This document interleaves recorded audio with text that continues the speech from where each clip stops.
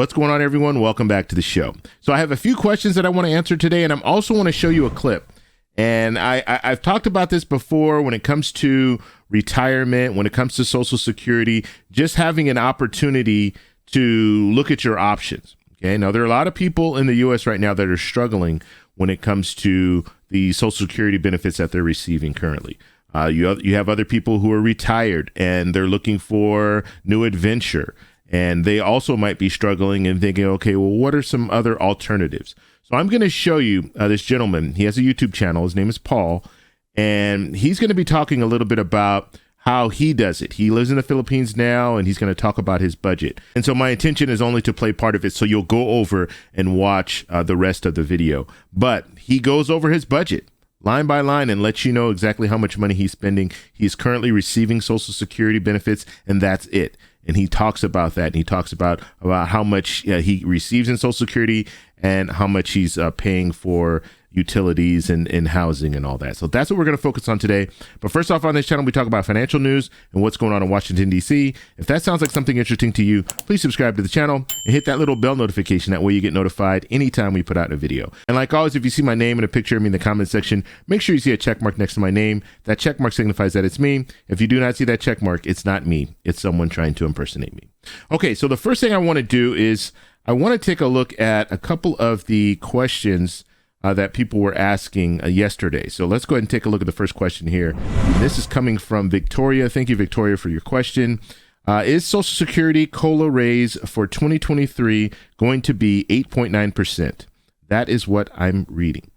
Okay, so when it comes to COLA, so we know COLA is based on the Consumer Price Index for wage earners and clerical staff. Now, that's how they figure out what COLA will be when it comes to Social Security.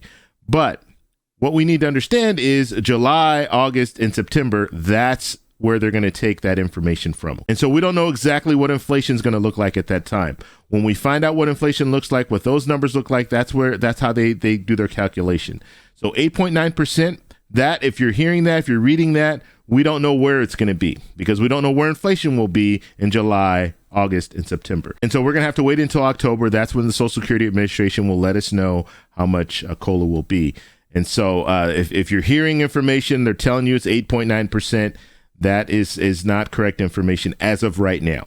Okay. And generally, it's not going to be as high as the inflation rate. So if inflation's at 8.5 or inflation's at 8.9, we generally won't see it at that same level as inflation. Generally, it'll be a little bit lower, just like we saw last year was 5.9% for COLA, and inflation was higher than that at the time. Okay, let's go to the next question here. So next question is coming from Philip. Thank you for your question, Philip. Actually, he's making a statement here. $75 rent increase, $25 utility increase, medical bills, extremely high food prices, gas through the roof. It's too much. They are sending billions to other countries while we are going hungry and homeless. Okay, and I can't argue with anything that he just said there. Okay, we know that we're seeing rental increases. We know that we're seeing utilities go up. We're seeing gas prices that are going through the roof, especially in certain areas like Southern California. I just got back a couple of days ago, drove by the gas station. It's $6. And so it's really crazy, all the stuff that's going on right now. And we are sending billions over to Ukraine. We are. And that is very troubling when you think about it. Okay, and I don't know how I feel about this. I mean, initially when this whole war kicked off, I was for, yes, let's help Ukraine. Let's help Ukraine.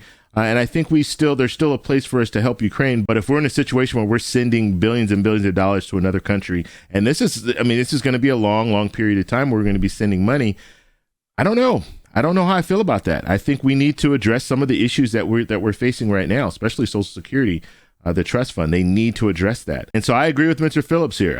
I think we really need to take a step back when it comes to spending money and sending money to other countries, and figure out how we can move forward as our own country. Because the reality is this war in Ukraine is going to go on for a long, long extended period of time. And that could mean that billions and billions and billions of dollars will be leaving the U.S., going to another country, and we might not ever see that money return. Okay, so now we're going to take a look at Paul, and I don't want to get the name of his channel wrong. So it's Paul in the Philippines, Old Dog, New Tricks. Okay, now I've been watching his channel for the last couple of weeks. There was one video that he posted that went viral where he was talking to another individual that lived in the Philippines that pretty much lost all the money that he had. He had something like $30,000, and he was he's in a situation now where he's broke. He doesn't have any money. Now that does happen. I mean, you have to be aware of what you're getting yourself into. And now the reason why he lost all that money is due to some bad choices when it comes to friends and relationships. So I want you to watch that video as well, but just go over to Paul's channel, subscribe, hit that little bell, and then you can look at a lot of his content, because he has some really good content when it comes to an expat living in another country. Okay, so we're going to play this clip. And like I said, I'm only going to play like the first half, but it'll be enough so you'll understand how much he has in Social Security, how much money he's receiving in Social Security, how much he's spending every month. And then I encourage you to watch the rest of the video, and he talks about some other things as well. So let's go ahead and take a look. Here we go. Tubers, two bats, and my ever-expanding universe of crazy people. It's me and little baby May here. Hi, everyone. And we're going to talk to you about our budget. And the reason we're going to talk to you about our budget, especially this week, what a week it's been, anyway, is it's just that time. Every 3, 4, 5 months, I like to go over the budget, because of all the questions that I get via messenger, comments, emails, etc., I would say the biggest one is in regards to funds. How much money should I have? How do I transfer money? What's a good monthly amount for me? And of course, those are impossible questions for me to address about your budget. So I have found that the easiest and simplest way is to just tell you what my budget is, what my lifestyle is like, and then you guys can draw your own conclusions from that. So just to get right into it, for the last 5 years, in fact, on the 16th of this month, in 9 days, is going to be my 5-year anniversary here in the Philippines. So maybe on the 16th we'll do like a 5-year review thing.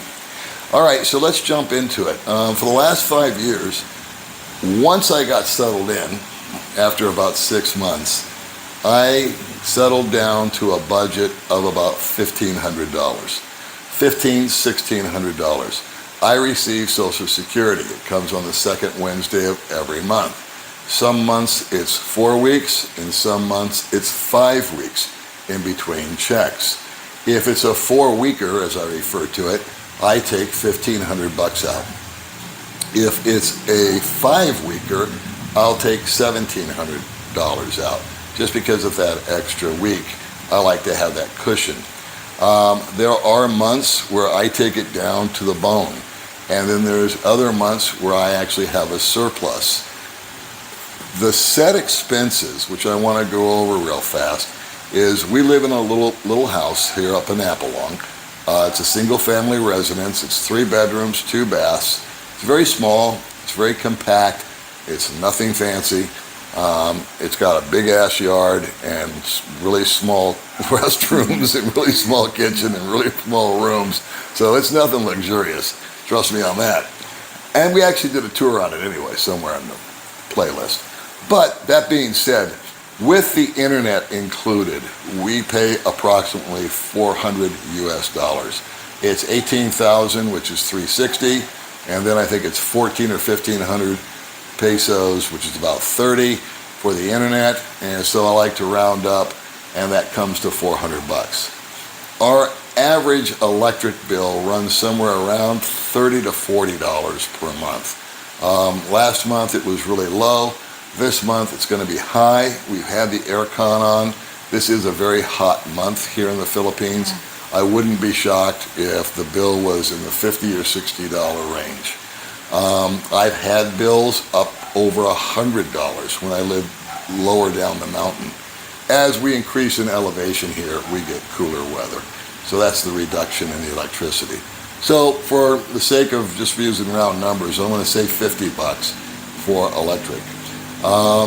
We have our laundry done for us, with the exception of some of the stuff that she wants to wash by hand. And so that runs us about, what is it, 300-400 pesos every time we pick it up? That, about 400. Yeah. And we do that, 3 times a month?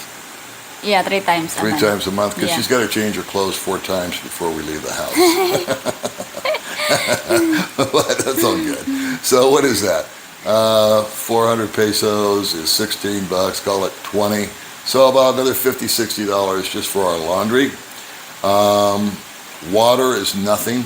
Yeah. It's 20 pesos a month up here in Valencia. Cooking gas, again, nothing. It's 1,000 pesos or $20 to refill the bottle. And we don't use a bottle but every 6 months. So it's almost negligible how much we spend in the gas. My Visa renewal, if I average it out over the year, I think it comes to about 35 bucks, 40 bucks, something like that, to stay the entire year. That's with the ACR card and all that happy stuff. So I think after all that, we're somewhere around the $625 range as far as fixed expenses. And then the rest is going to go for gasoline, it's going to go for clothing, it's going to go for food, entertainment. If we decide to take a trip or a staycation or something like that, that's where it goes. May loves to go to Okai and buy the clothes. Neither one of us are very extravagant as far as the expenditures. We don't buy a lot of expensive stuff, and we keep it pretty low key. I would say I spend more per month on overpriced coffee than anything else in my budget. May and I went out to lunch today at Minfoon, right? Yeah. And how much was it? 10 bucks or something like that? Was it 550. 550. Okay, Yeah. 11 bucks. And we had a nice, Japanese style. Yeah. I had sushi and she had something else. And so, but we don't do that every day. We primarily cook at home. Yeah. We will go and do what we call major shopping once or twice. Well, no, actually every 2 months it seems. Where we just stock up on stuff that we know we can freeze, like chicken, steaks, pork chops, bacon, blah, blah, blah. And then we just buy fresh produce and cheese and milk as the month produces, or month progresses, I should say. So that is pretty much still static, guys. 15 to 1,700 bucks a month. Now, granted, we haven't taken any trips, we haven't gone anywhere, we haven't stayed in a hotel. I imagine our budget is going to bump up in the ensuing months simply because we do plan to travel. Our next trip, I believe, is going to be to Siquijor. We're going to try to go there for a couple of days. We like to save up our money so that when we can go and stay in a nice place as opposed to just bare bones stuff. We like to make it kind of special. And then we vlog from there and all that good stuff. So that is pretty much the budget. Okay, so that was Paul. So I just wanted to show you guys that. And you know that I've been talking about this on the channel, especially over the last couple months, because I was in Colombia, and a lot of the expenses that he has in the Philippines, very, very similar to the same cost in Colombia. The rent is about $400, $300 to $400, depending on where you're living, for three bedroom, 2 bath. And so that's very similar. The cost of food, same thing. You can go to a dinner for 2 at a nice restaurant and spend maybe $10 to $15. And so it's very, very comparative to what you would get in Colombia. And so I just wanted to show you this gentleman. He's receiving Social Security, only Social Security. He's living off that. And he talks about this later in the video, where he's receiving about $2,000 total. And so he's basically living in the Philippines on about $1,500 to $1,700 per month. And that's all Social Security. So there are people out there. I mean, the average person receiving Social Security is receiving $1,657. Okay, so if you are one of the average people receiving Social Security, you have another option. You have an option to leave the U.S. and spend time in another country. And I always say this, it might not be for you. It's not for everyone. And I completely agree with that. But this might be one of those situations you don't know until you try it, right? And I would highly encourage, and in this video, he also talks a little bit about this, doing kind of an inflation vacation where you just leave the U.S. because the U.S. right now, inflation's at an all-time high. You leave for a period of time, maybe a month, 2 months, 3 months, even 6 months, just to see how life is in other places. And you might like it, and you might not like it. And if you don't like it, you can always go back home. But if you do like it, now you have another option, and you might be able to turn that into a situation where now you're living in another country, or you're part-time living in another country, maybe 6 months out of the year. So it just gives you more opportunity. And this is not just for people on Social Security. This is for people who are newly retired, or people who are retired, or people who are working right now and have other opportunities, because now the workforce has completely changed due to COVID. And so now we're looking at people working from home. So if you're working from home, you can make that US dollar, but you can make it in another country. So just imagine that. So let's say Colombia is a good example. Let's say Colombia, the dollar is very strong in Colombia. So, and I always tell people, when you fly to Colombia, let's say you have $1,000 cash. As soon as you hit that airport, as soon as you step off that plane, that $1,000 is more like $3,500. Okay, so just think of it that way. So let's look at this situation where you're working, and now you're working remotely, so you can work anywhere in the world, and you are making, let's say you're making $100,000 a year. Okay, now if you're not making $100,000, you're only making $50,000, then you could just cut it in half. But let's say, just for sake of argument, just so we can calculate the numbers a little easier, you're making $100,000 a year. Now you're able to do that remotely. So you go to Colombia. As soon as you step off that plane, that's $350,000 a year. Okay, that's the equivalent. So just think of how much you can get with $350,000 compared to $100,000. You can have a really nice apartment in a penthouse suite if you really wanted to do that.